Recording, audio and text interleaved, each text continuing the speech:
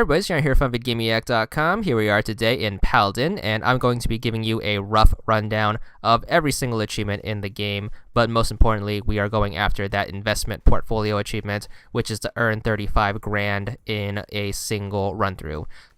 So once we start the game will start off with a tutorial in level 1. Hit start when the game prompts you to, and then go to difficulty. Set it to easy. This will make sure we have the easiest time possible when running through this game. So the game is going to play a lot like Defender. It's a 2D shmup that is a twin stick shooter. Left stick moves, right stick shoots. You have all these cities on the ground that you need to defend, and then alien invaders which you need to kill. The level ends once you kill every single alien invader in the level, and the aliens are also going to drop cash, which you can pick up, which you could put towards power-ups. Also, there are achievements for earning money. Every time you kill an enemy, you build up some rage, which is going to be our clear all attack. So once you activate rage, your ship's fire rate increases, doing a ton of damage to enemies.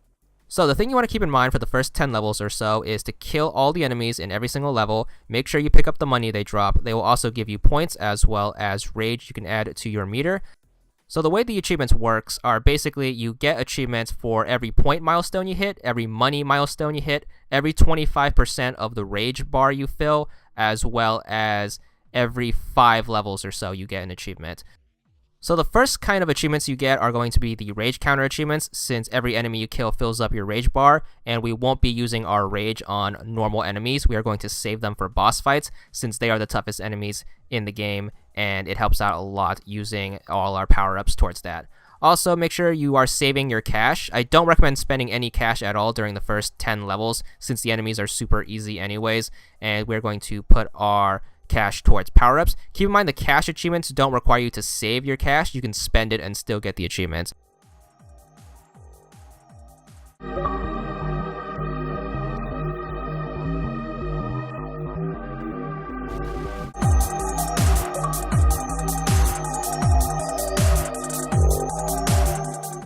Alright, once we get to level 10, I highly recommend you start buying power-ups right now. The first type of power-ups I recommend buying are going to be any power-ups that help you defend the cities. The reason for that is once a city gets blown up, it will cause a lightning storm to happen, which adds an extra obstacle along the way. So you have to wait for the lightning to dissipate in order to fly through it, and it will fluctuate every few seconds or so. You could buy power-ups to delay the amount of fluctuation between the lightning, so I recommend buying that once you get late in the game. But the first power-ups I recommend buying are city defense and city population stuff. Also, something that starts happening in level 10 are going to be the appearance of bosses. So bosses are going to start appearing. They're this giant ship surrounded in little ships. This is when you want to use your rage. You want to hit left bumper, which increases your ship's rate of fire and also does a ton of damage. Now, a thing with the bosses is you do not want to aim for the middle ship. You want to aim for the surrounding ships. The reason for that is that's the boss's hitbox. So aim for the little ships, not the big ship. That will save you a lot of time in figuring that out, because if you focus all your energy towards the big ships, you are missing your target. So it's always the little ships around the big ship. So you are going to get a boss fight every 10 levels. You get an achievement for every 5 levels.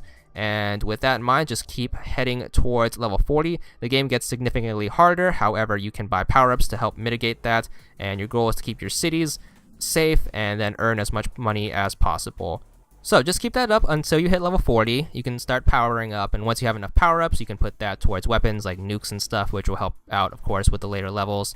Now, the problem with playing on easy, of course, is we earn as few money as possible killing enemies playing on easy, but there's a little trick in order for you to get the last money achievement, which we wouldn't earn otherwise if we were playing on easy.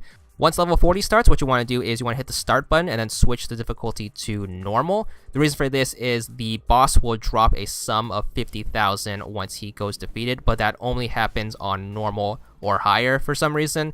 It's kind of useless since the game is about to end anyways and there's nothing after level 40. So make sure you change the difficulty. It's going to be a lot harder, but you have the benefit of all the power-ups we have. So make sure you spam all your nukes and stuff to take care of the regular enemies during the build-up. And then once the boss fight starts, make sure you have rage in hand.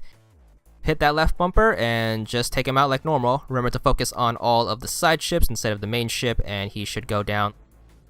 You are going to pretty much drop all your lives trying to fight him because he's just going to keep ramming you, but just keep running in a circle and then just try to hit all those side ships the best you can. So once he goes down, make sure you grab the cash bonus he drops. It should be 50 grand. He should go down. You get the achievement for beating the game called Kingslayer, but more importantly, you get the 35,000 money achievement for playing the game on easy and using that difficulty switch we did. There's all the achievements and the completion, 1,000 gamer score in about 30 to 40 minutes, and that's all there is to it.